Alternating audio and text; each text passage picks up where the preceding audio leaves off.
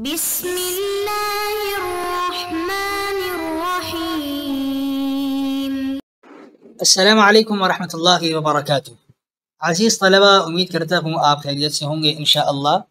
آج ہم ابراہیم نظام معتزلی کے حالات زندگی کو پڑھنے جا رہے ہیں۔ ہمارا سبق نمبر 46 ہے۔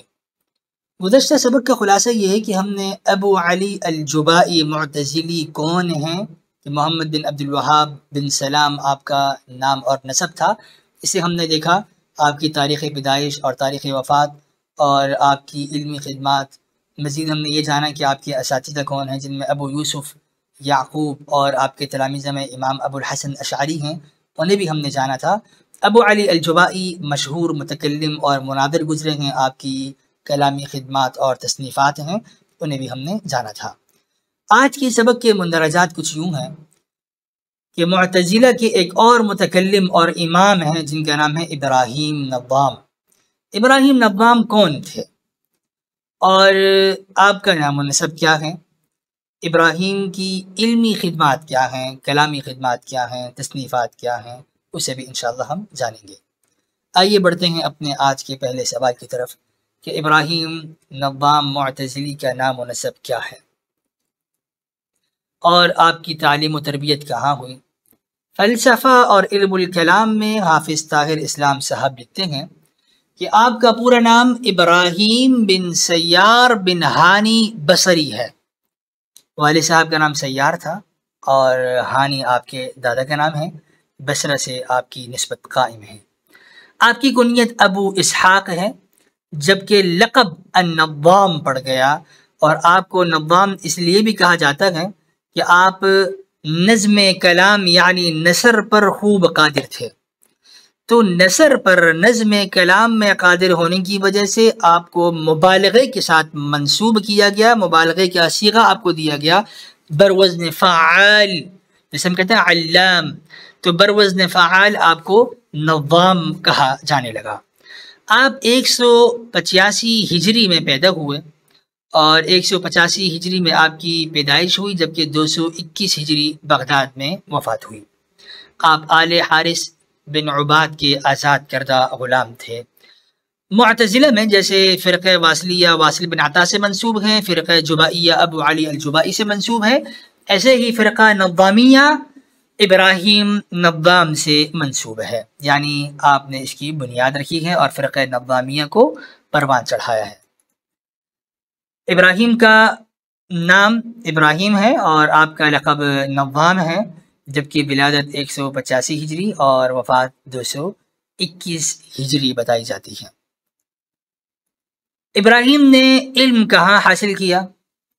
تحصیل علم کے متعلق علامہ لکھتے ہیں کہ نظام نوجوانی میں فلاسفہ اور دہریوں کے پاس جایا کرتے تھے اور ان سے علم سیکھا کرتے تھے، اور یوں انہوں نے علوم فلسفہ میں مہارت حاصل کرنے کے بعد علوم ادبیہ میں بھی کمال حاصل کیا تھا۔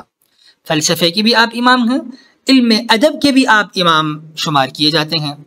موصوف کو شعر اور شاعری کا خوب ذوق تھا، ان کی شاعری میں فلسفے کی آمیزش رہتی تھی، یعنی شعر و شاعری اور فلسفہ یہ دونوں آپ ایک ساتھ لے کر چلتے تھے۔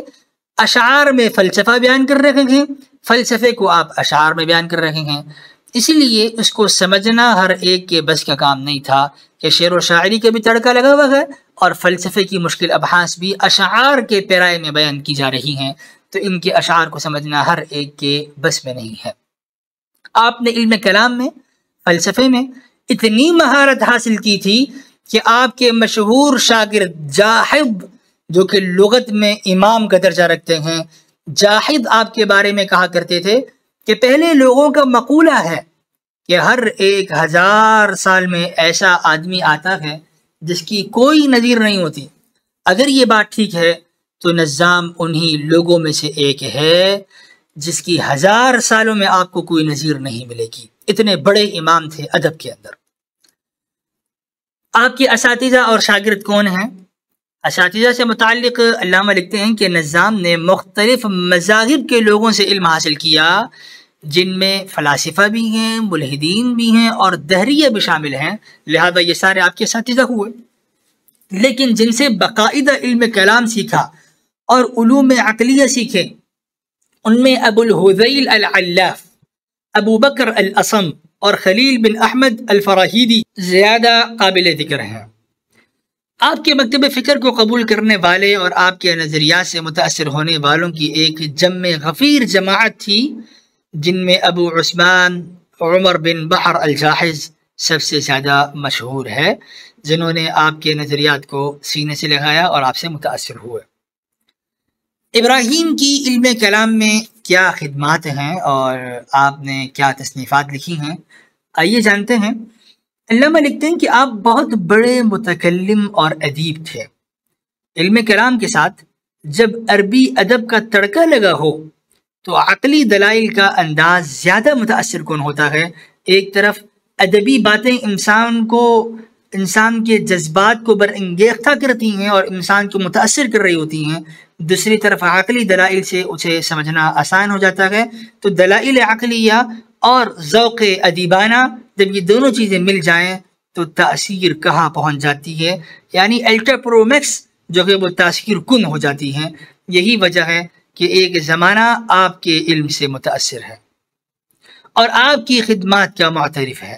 ایک زمانہ آپ سے متاثر رہا چونکہ آپ کا پلس ملٹیپل آپ کے کلام میں اور دلائل میں جان پیدا ہوئی اور آپ اپنے ادیبانہ ذوق کی وجہ سے، دلائل عقلیہ کی وجہ سے لوگوں کو متاثر کرتے تھے۔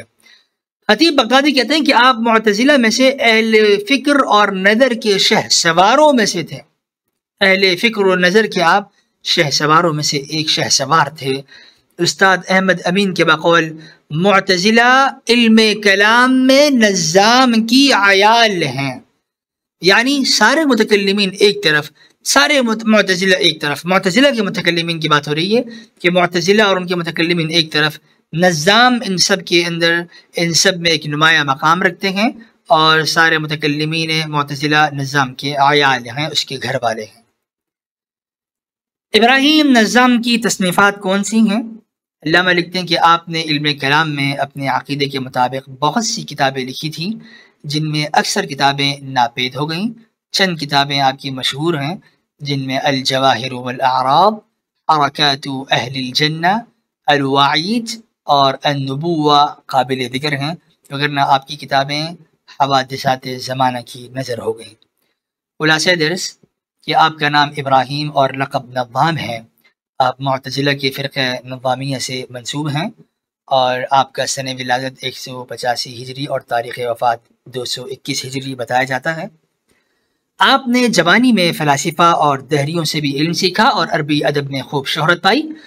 آپ کی تصنیفات میں ہمیں حرکات اہل الجنہ، الوعید اور النبوہ کا ذکر ملتا ہے، جبکہ آپ کی اکثر کتابیں ناپید ہو چکی ہیں۔